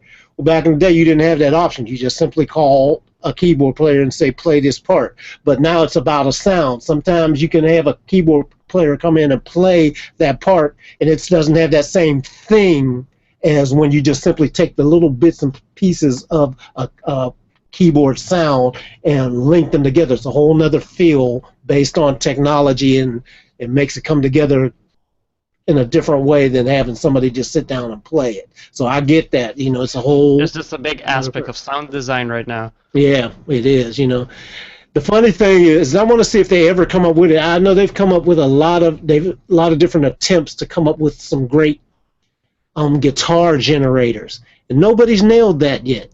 I mean, they've got some that get pretty good and pretty close. I have a couple and things, but it's something funny about guitar that's so weird that nobody has been able to nail that one yet, like a real guitar player. Have you ever heard of Anup Sastry? Say that again. Anup Sastry is an Indian drummer. No, I haven't. Playing for many international metal bands. No, I haven't. He makes his own contact libraries Uh-huh. of guitars. Yeah. And it actually sounds really good, but he intentionally programs it to sound like really robotic and weird. Yeah, But it's really close to how a guitar sounds. It's just it has intervallic patterns that are impossible to play. Well, I guess that's the difference because, for me, the guitar is not about the sound. It's about the touch. And the touch is so dynamic. I haven't heard anything that really does the interaction with the song touch-wise because it's such a real-time thing. It's not guitars you might get close with ADO products. Maybe. I don't know because I played guitar for so long and have seen the subtleties of what real studio musicians, when you really know the subtleties and difference of it, you can spot when something doesn't quite move with the stuff because you can hear the programmed aspect. You can hear, okay, that sounded programmed. It's the same with emulated violins, though. If you really look into it, yeah, exactly. You're right. Patterns. Yeah, it's the same thing, but. You can get really close. But the funny thing is when you put, that's a great example, because when you put a real live orchestra up against, the greatest sample libraries they got out here now, and dealing with all these people that've got the greatest libraries and everything, they know how a real string section is supposed to sound and move, and they can even put all the little things in. But then when you put that exact same thing up against a real thing, it isn't even close. Only if you have it in a vacuum. If you have it in a vacuum and listen to it by itself and don't have the reference, but if you put it side by side, trust me, you can't. It's not even close. Because there's some little nuances that only these live players do in real time, and the things that happen when you have to deal with people and they're listening to each other. The room is breathing and pulsing back and forth. The players are moving their bodies at the same time because they lock in and everything. You can get real close to it, but like I said, in a vacuum, it'll sound like it's nailed. And then when you have a live orchestra play that in real time and put them side by side, then it becomes very obvious that it's like, oh, okay, I see the difference, And yeah, but with guitars, you generally think about that old MIDI guitar that are like clicky. MIDI guitar. Oh, forget that. MIDI guitar never worked. That's why people usually instantly go for the guitar doesn't sound real, but. Yeah, you can't even consider MIDI guitar. They've never gotten that right, and I doubt if they ever will. It's become their own thing. If you look at music from Hobson, that's the key. It's its own thing. So it's its own sound. It's just like synthesizers and stuff like that. People used to want to make a synthesizer sound just like the real thing, and then they come to realize, hey, it's its own thing. It's not the real thing. A synth bass or a synth strings and all that, the first string sounds and everything that they came out with were to emulate real strings and try to replace it, even all the way up to $500,000 Synclavier systems and stuff like that started it out back in the day that supposedly were spot on. Like I said, they sounded really good and close until they got put next to the real thing in a vacuum by themselves. Many times all the string libraries that you come out, these string libraries that cost thousands of dollars and everything, and have sampled real sections and everything. But the difference is like I said, that live real time thing that pulses with the dynamics and the movement of the song.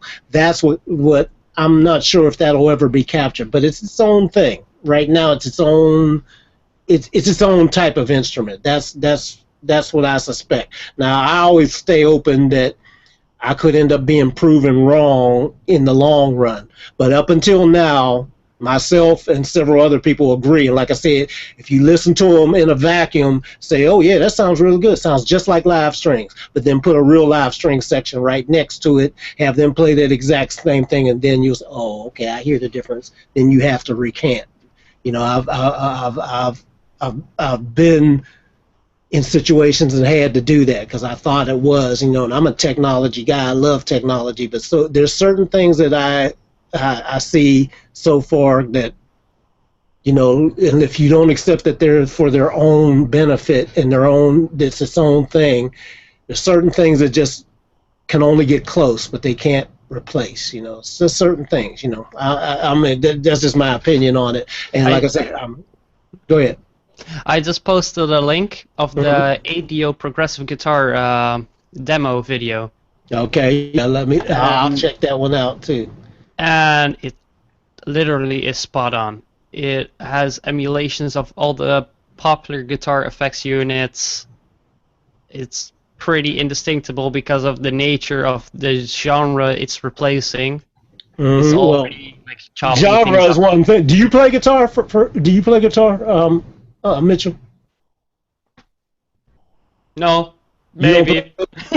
Like I said, so that's why I said this is one of those things where I'll take a listen to it and everything, but as a guitar player and as, having known the difference that, not just even forget myself, but I mean just when you get in the room with like the world's greatest session musicians and the things that they can do on a guitar in real time and moving with the song and feel and flow. It's a touch thing. It's a thing that's in the fingers in real time. It's knowing when a real guitar player, for example, when they play a chord, like a keyboard player plays a chord and the notes are formed the same way with the same basic. Well, a keyboard player, you can vary the pressure somewhat. Yeah, but it's like saying that every sample library can emulate every guitar player ever. Well, no, it can't. It can't. Every guitar player can even emulate every guitar player. But it can't. So. No, that's what I'm saying. It can't because it doesn't get those little things that need to change within through the song. I'll debate with you that all day long because, and like I said, I'm all for saying that it's not the same, but it's definitely to a point where it's extremely close that it can be considered I agree as with you. Just another player. Well, it can get close. It depends on what you're trying to go for. If it's more electronic and everything electronic, you want it to sound robotic and predictable and things like that, because that's the nature of that thing.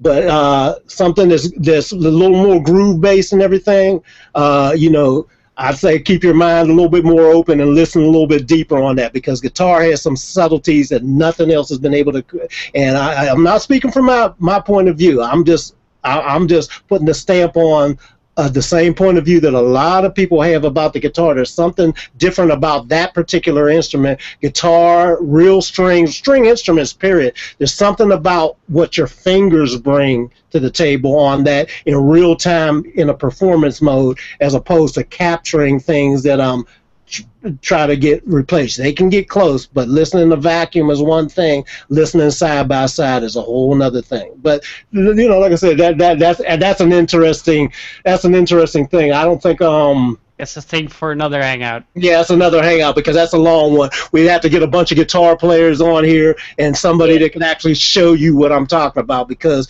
unless you play guitar and unless you hear it in real time, then you can appreciate what I'm saying. But it's hard to imagine it unless you hear it side by side. Then you'll be like, okay, I see what you mean, Khaliq.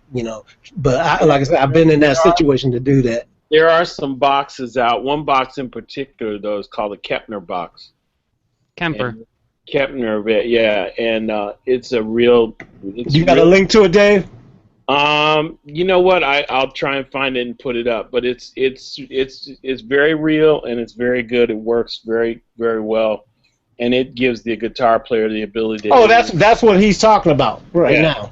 Yeah, like I said, yeah, they get close. They get close. They get close. I'll give them that. But Dave, and you know what I'm talking about too. Put the Kempner box right next to any one of these guys that we know to bring in these sessions and program the exact same thing in. And what the difference is going to be the feel in these guys' fingers. It'd be good to get PJ on this call because he just got one. Yeah, exactly. That's how good it is. Yeah. Well, it's just like this unit I've got here too. This Axe Effects and stuff like that. Yeah, they can get close. They can get they'll be the closest that you can get with a digital simulation and everything. They've gotten so good with that, but still, the bottom line is when the pedal to the metal, the rubber to the road, and all that hits it and everything. Those guys will all tell you hands down that okay, if we take away all the technology and everything and just give me my thing, you play that part, listen to it, and then tell me to play the same thing, you're going to be able to tell the difference, or tell that thing to put all those little things. Because there's a guitar player has this little shoulder thing going when they play. They got this little other thing, that going on. You got this thing that a machine can't do when you're in the room with some other guys and you're looking in their eyes. When they're swinging and moving their bodies and they all synchronize. That's little stuff that contributes to a groove that it's a real time experience. I don't even know how to explain it because it's a real time experience, and until they get to artificial intelligence that can do that in real time, programming becomes a static experience. So I like I said, we can debate back. I'm one of those guys that I'm all for technology. I've got a bunch of I got the very best guitar simulator as far as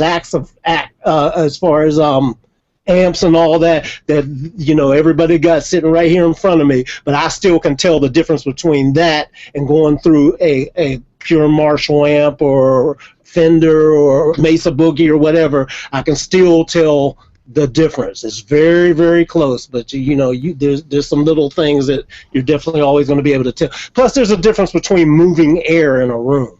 It's a very big difference between moving air in a room too.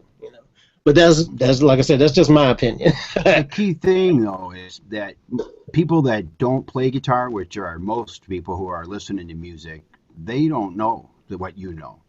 I mean, I've been playing guitar for 40 years almost. Yeah, 39 years and some months, and you and I would tell the difference, and a guitar player will, but I don't think half the people who listen to music that hear a fake guitar and emulate it, they're not going to know the difference. I totally agree. What matters in the end. I totally agree with you on that. But here's the part to that I totally agree with you as far as sound. But what I'm talking about is feel. They would know the difference in the feel. The energy is different. It's very different. Wouldn't you agree? Like you said, you've been playing long enough to know. I've been, when I started playing, so we probably, I don't play anymore. I'm trying to get back to it now. But when I was doing it and everything, I started probably the same time as you, about, 40 years ago, something like that. Yeah. And there's an energy. It's a thing. Like I said, I can't explain it. And anybody that's not a guitar player, and it's a ninja thing. Exactly. Most people listening will not know the difference when they listen in a vacuum, but when they listen side by side, anybody can tell the difference. So most people listening in a vacuum won't tell the difference. It's like, it sounds just like a real guitar, But then have a real guitar player come in there and play the exact same thing side by side, and then you'll be like, oh, okay, I hear the difference now, and more importantly, I feel the difference. Right. I feel that difference. That's what I'm talking about. They haven't quite gotten that one yet. They've gotten great with the sounds, though. I don't argue that at all. I don't argue the sound part of it at all. Right. Yeah, It's yeah. incredible. I've actually heard some drum programmers do an incredibly good job that it Hmm. I wasn't sure if I was Yeah, hearing yeah. a real drummer or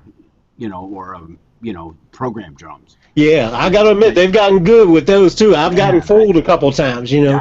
yeah, me too, man. I had to say I don't know. Hmm. When I was asked the question, if I couldn't tell if it was a Yeah, real yeah. guy or not. Yeah, I ain't gonna front that. This got me too, especially if you got somebody that really knows how to program. But I also have to say too, once you do know and you listen, because if we do light listening, if we just kind of listen overall, you can get fooled very easily. But then if you listen for the key is always the static stuff. When you start hearing the same sound from the cymbal crashes.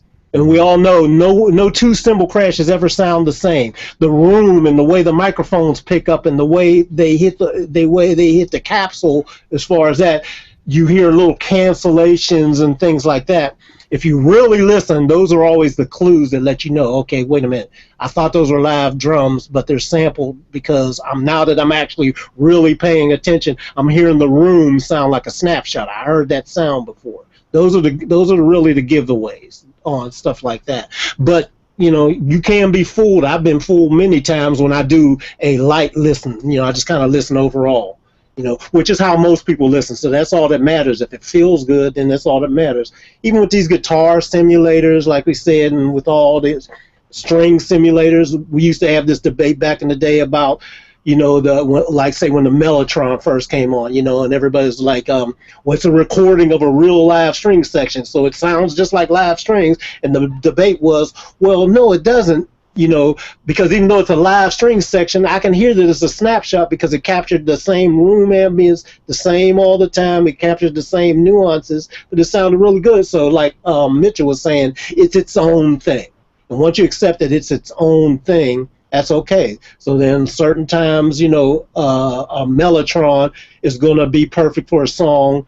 Another time, it may need like the old school ARP string ensemble for that little fake string thing. Another time, it may need the biggest, the newest and latest and greatest sample library that was recorded at the highest bit and sample rates, and with every little inflection and recorded. Other times, it just needs a straight off lift off of a record for wherever there's a break. It just depends on what you need for the time and what you're trying to convey. And quite frankly, I'll be the first to admit to, most of the time the live thing is not needed, for most stuff out here. But there is a reason why they still call live string sections in as opposed to using all these other things, because there's a thing that a live section brings in real time. While the song is moving, the people are moving, the energy is moving, the inflections are moving, and that's something that you can only get when you're capturing a real-time session, because it changes from every take too. Take one is different than take two, is different than take three, or whatever. The person is listening in real time and listening to everything, and then the orchestrator and the conductor and all that makes little notes in real time based on what's going in the room at that moment. All these things are very important to bring in a certain finalized polish and energy, as opposed to the other thing. It's its own thing, so they all have their own place to deal with. But anyway, getting off of that, what I wanted to say too, let me see, we lost Dave, so I guess we'll wrap it up. If anybody got any last minute things or whatever, because what I'm going to do for my next one is I'm probably going to I'll probably reach out to Bob and a couple of the other guys. They wanted me to attend that last hangout, but like I said, I was, in the process of coming back from New York, so I couldn't get on it. But I still want to reach out to them and see if they want to expand on some of that message they were talking about. I think it's very valuable information. I didn't get a chance to I only got a chance to do a kind of spot check of what they were talking about, but I'm gonna go back and check out their whole hangout and see if you guys got any questions or things you want me to ask or delve into. Feel free to send me an email or whatever. Anybody got any last minute things before we wrap this up? No, I just posted some information in the sidebar and some links to check out about things that are replacing real things. Okay, cool. Check it out. Cool. I got that. Joseph, I don't know if you've seen the message on the sidebar, but add me on Facebook. My name is Damon, last name Martin. So if you want to hook up anytime or get together, share some ideas, Did you definitely see add. this? This is how I get. I don't have Facebook, man. Oh, I okay. haven't matured to that, internet level yet. What? You don't have Facebook, but you want to hang out, man. You're more advanced than you know. Well, that's So tell me your name. Well, I can get you. I can email you through this, can I? Yeah, exactly. I was gonna say you just kind of take me through here. That's fine. You're on Google. You have a Google Plus. Yeah. Pop Yeah, your so information into the chat box right now, Joseph, and then that way he can copy and paste it before I close this out. Mine's easy. Joseph Baffy at Gmail. Spell your name for him so he. Yeah, JOSEPH. B like in boy. AFFY. Gotcha. And Excellent. Joseph, he pasted his in the chat too, so you can copy and paste that if you want. It's in the chat now. Yes. All right. Excellent, Damon. Yeah. Before we close out, there was one thing I just wanted to say about the live string and orchestral and stuff like that. I had an idea because I used to always say, how do I get these strings to sound real? How do I get? And one thing I did, a light bulb went off. I contacted Detroit Symphony Orchestra in 2013. I went down. I said, can I sit in on the rehearsals? I sat in. They let me sit in for 2 days in a row. Escorted me to some nice seating, and I absorbed that for 2 days in a row. And not to say that I can perfect string work. It had nothing to do with the performance, but the sonic quality, at least, I got it down, and it improved tremendously. So for them to have me come and get that experience, it did some justice. So I just wanted to share that. That's cool. Yeah, absolutely. Yeah, what I used to tell people too is at one time during your career, go see a live orchestra or something like that, or as close to it, something that has those live elements. Go see a live play or anything that can allow you to experience what it really sounds like. Because what we hear on these recordings and things like that are cool, but there's nothing like hearing it live in a room. I used to always go listen to the Pittsburgh Symphony when I was back in Pittsburgh, Pennsylvania, and that gave me a real appreciation of it. And then getting a chance to record live string sections and horn sections and live jazz bands and big bands and stuff like that. It's a whole nother thing to hear it right there in the room, hear it up close and personal. It's a different experience to when you have to mic it and capture some of the things. So at the very least, try to go to a situation where you can hear these things for yourself to have a point of reference, Sure. Exactly. Well, I appreciate the hangout. I woke up and saw the link, so I hurried up and hopped on. But if you'll have me next time, whenever, just post it, and I'm in. I got you, bro. I got you. Definitely, Damon. So, yeah, just look out. We do them on every Thursday and Sundays, unless, like previously for the last couple of hangouts, I was traveling, so I couldn't deal with it. But we're back now, so we'll do the next one on Thursday. Today is Sunday. We'll do the next one Thursday. And if you guys are watching us, coming to watch the replay, Thursdays and Sundays when we do it. Sundays is usually at 12 noon Pacific time, and Thursdays is usually at 6 p.m. Pacific time. And occasionally, if I have to skip one because I'm in the middle of working or something like that, just check in and see, and if it's not there, then just catch us on the next one. Anyway, guys, thank you so much for being on here. I appreciate it, and good job. We'll catch you guys on the next hangout.